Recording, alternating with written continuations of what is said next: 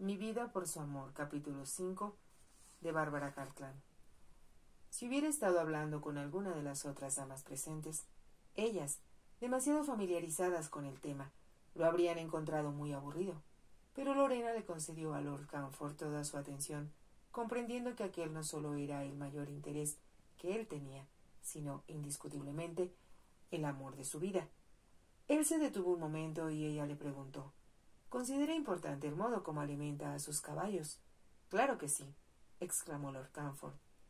He hecho grandes esfuerzos para estudiar las diferentes formas de alimentar a un caballo de carreras y he inventado un método, muy mío, que casi siempre me da muy buenos resultados. Se detuvo, como si esperara comprobar el efecto que su declaración había producido en Lorena. Esta le parecerá tal vez una pregunta extraña —dijo ella—, pero ¿es usted igualmente cuidadoso respecto al agua que beben? Lord Camford la miró y elevó las cejas en actitud sorprendida. Le pregunto esto —dijo Lorena—, porque en Roma se desborda el Tíbet cuando llueve demasiado y se han recibido informes sobre muchas enfermedades en las partes más bajas de la ciudad. Miró a Lord Camford para comprobar que la escuchaba y añadió: la gente se preocupa por el efecto que produce el agua sucia en los seres humanos, y nadie piensa en los animales. Lord Camford la miró un momento y entonces dijo: esta es una teoría muy interesante que, debo confesar, jamás se me había ocurrido. Siempre llevo la comida de mis caballos a donde quiera que éstos van a correr, pero nunca se me había ocurrido llevar también el agua a la que están acostumbrados. El duque, que había escuchado la última parte de la conversación, ignorando por un momento a la condesa, se inclinó hacia adelante para comentar: nunca se me había ocurrido, Archie, que el agua pudiera ser importante en el entrenamiento de los caballos. Pero ahora que pienso en ello, me parece de elemental sentido común. Pensándolo bien, sospecho que el agua, en algunas de las caballerizas donde dejamos a los caballos antes de una carrera, es muy sucia. El agua varía en todo el país, empezó a decir Lord Camford, y entonces lanzó una exclamación. ¿Sabes? Creo que esta joven tiene razón. Recuerdo que, en un lugar al que llevé a mis caballos hace 3 semanas para participar en una carrera, noté que no parecía gustarles el agua que les daban y que los baldes estaban muy sucios. Ello nos da una nueva explicación, dijo el duque, de por qué los caballos se veían tan bien al salir de sus caballerizas. Parecen decaer lejos de casa y fracasan en carreras que, en condiciones normales, podrían haber ganado fácilmente. Debido a que era el duque quien estaba hablando, todos los hombres que tenía al lado le prestaban atención y sus palabras desataron una acalorada discusión en la que no tardaron en participar todos los demás caballeros en la mesa.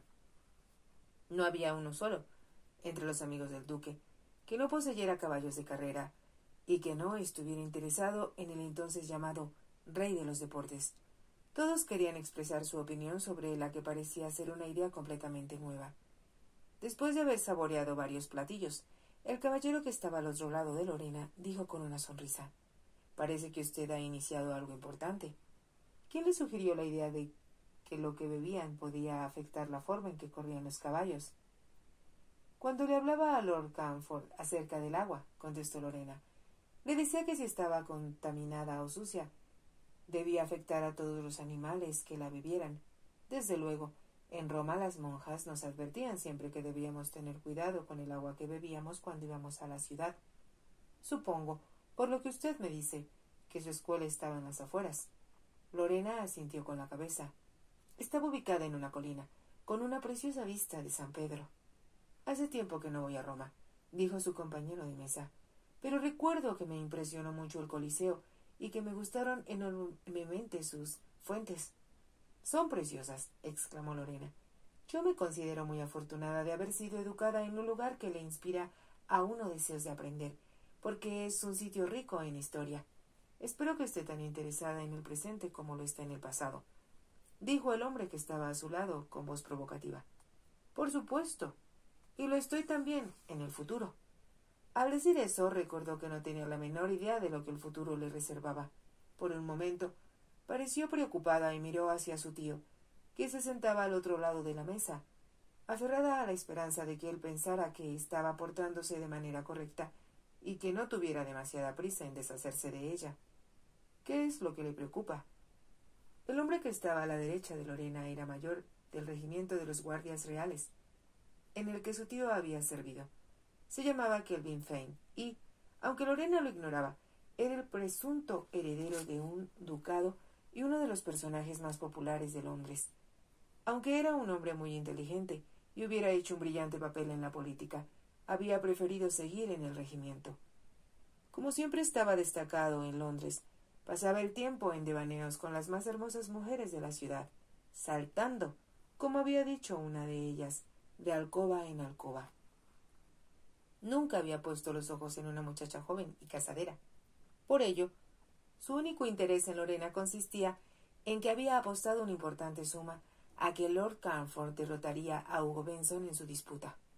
Pero ahora, al observar a Lorena, no estuvo seguro de haber hecho una apuesta correcta.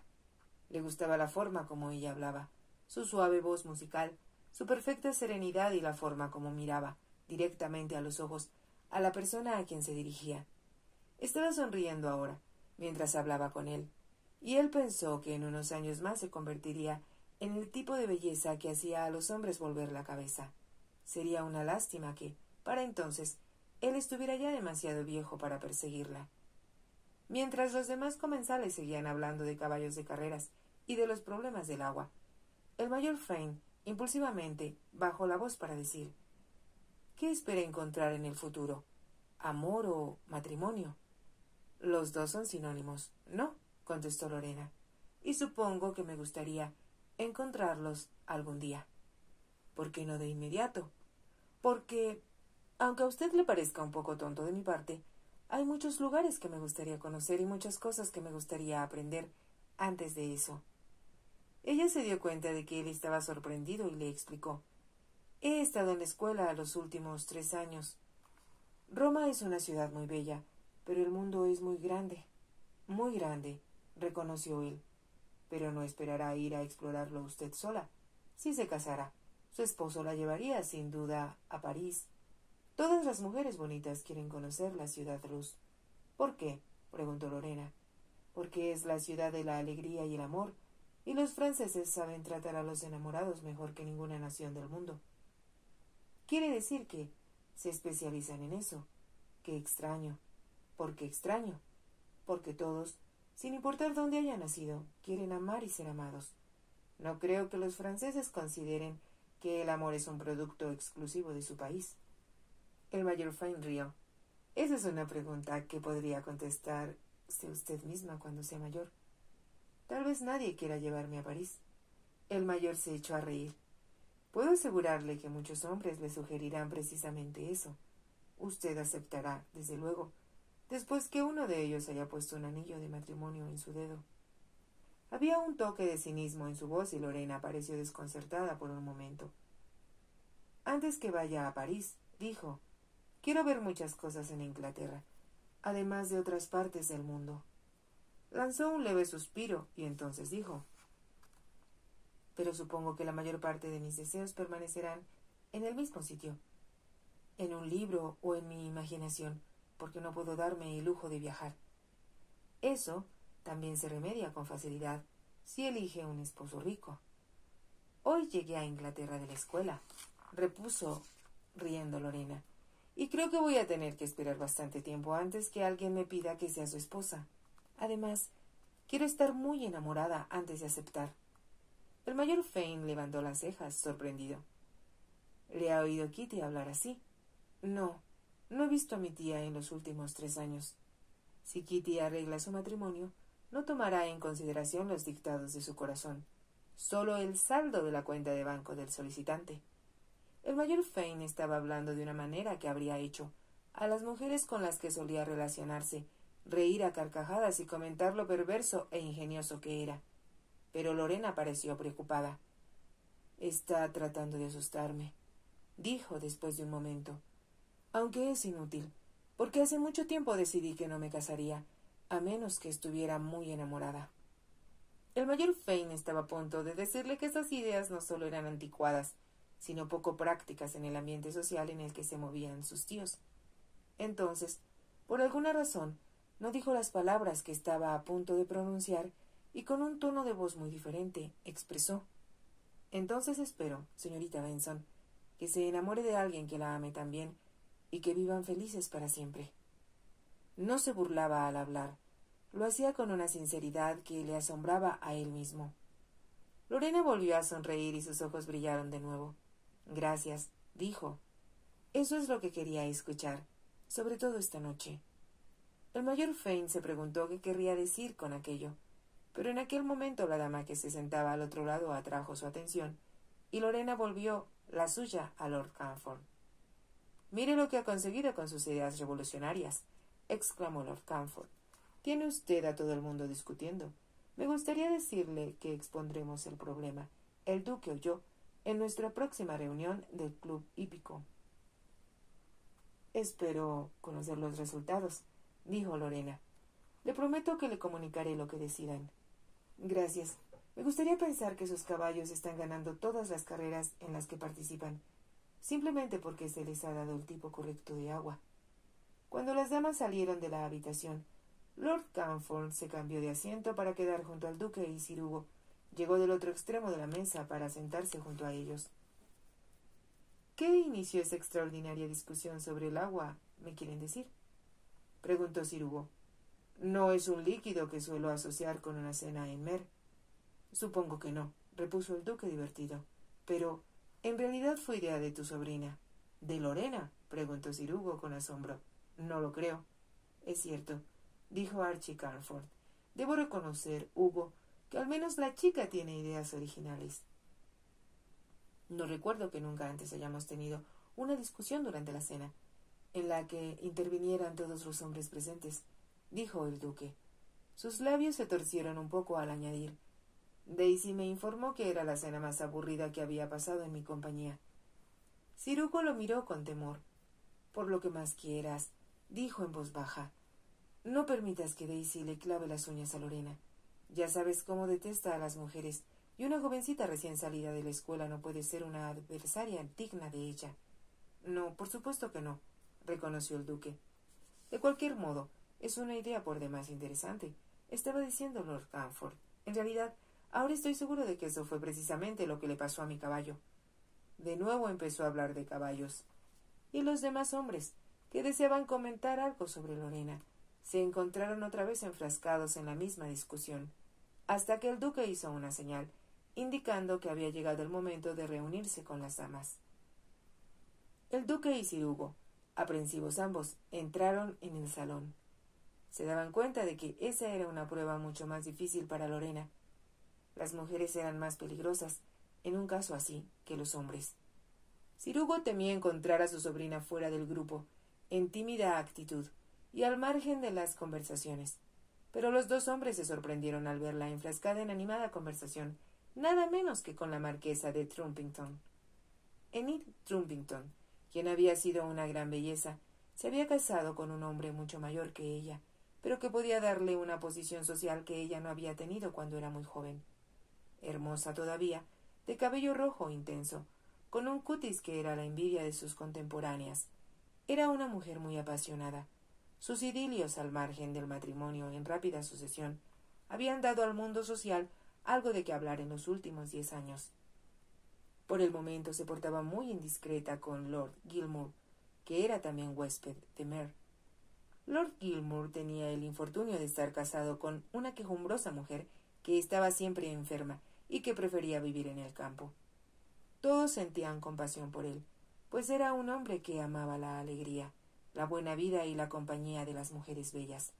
Por ello a nadie extrañó que sostuviera un idilio con Enid Trumpington. Pero habían llegado, según la malévola expresión de Daisy Hellingford, a convertirse en un lamentable espectáculo, ya que no ocultaban a nadie su mutua pasión. Solo era cuestión de tiempo para que tanto el marqués como Lady Gilmour se enteraran de lo que sucedía. El marqués de Trumpington era un hombre ya casi viejo, pero era importante en los círculos de la corte y el nuevo rey recurría a él con frecuencia, debido a su experiencia. El hecho de que tuviera que estar con frecuencia en el palacio de Buckingham o en el castillo de Windsor concedía a la marquesa una libertad que ella y Lord Gilmour aprovechaban sin reserva. Existían rumores de que Jack Gilmour y Enid Trumpington habían sido vistos, juntos y solos, en París. El duque, que había tenido un breve idilio con Enid algunos años antes, se daba perfecta cuenta de que su naturaleza apasionada e insaciable le impedía comportarse con discreción. Sin embargo, pensaba que Gilmour debía tener más sentido común y decidió que, durante esa semana en Mer, hablaría con él y le sugeriría, como buen amigo, que observara con mayor cuidado las normas establecidas por el convencionalismo. Las cosas habían cambiado en los últimos 3 años y, bajo los nuevos reyes, la conducta de los nobles se había vuelto más recatada. El rey Jorge y la reina María eran la propiedad en persona y aunque, como consecuencia, la corte se había vuelto más tranquila y, en opinión del duque, mucho más aburrida, no había la menor duda de que estaban estableciendo nuevas normas de conducta que, a menos que se buscara un verdadero desastre social, debían ser seguidas por todos aquellos que deseaban ser aceptados por la crema innata de la sociedad. El duque se preguntó, mientras cruzaba el amplio y hermoso salón en el que se encontraban, ¿qué podía decirle Enid Trumpington a una muchacha tan joven como Lorena? Solo esperaba que no procediera como lo haría Daisy, y que fuera amable con ella. Le hubiera gustado acercarse a la marquesa y enterarse de la conversación. Sin embargo, se dirigió hacia donde estaba Daisy Hellingford.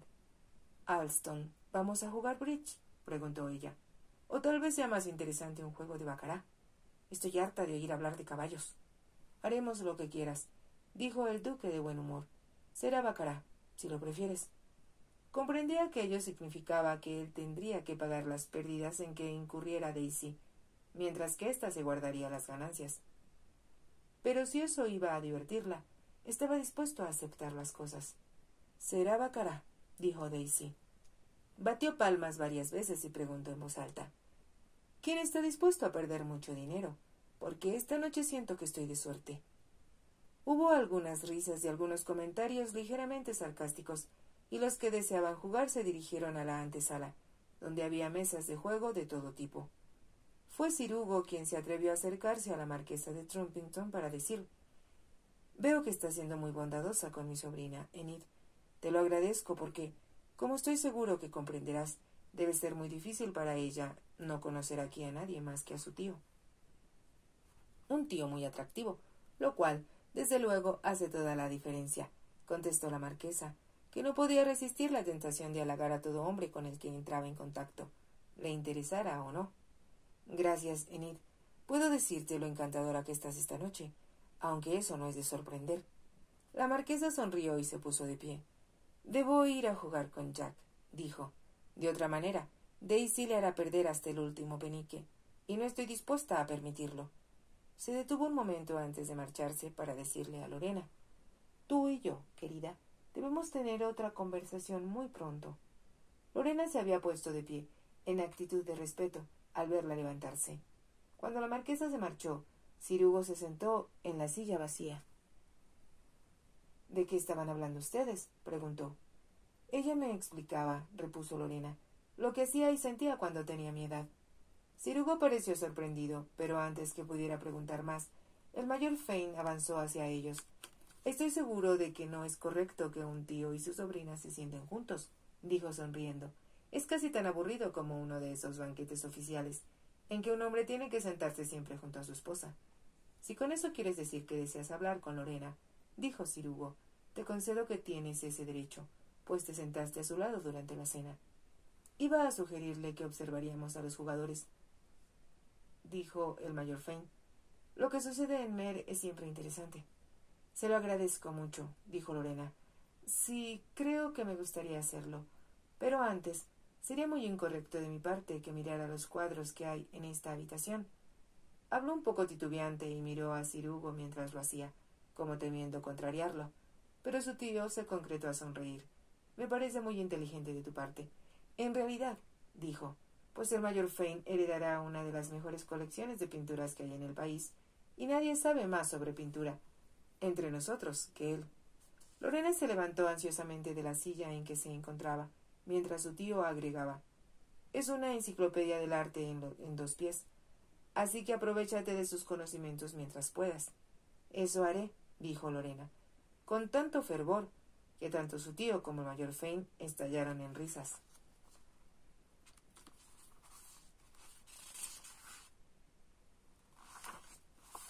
Si te ha gustado, te invito a que te suscribas, a que me regales un me gusta y actives la campanita para que puedas seguir escuchando esta historia y muchas más. Gracias.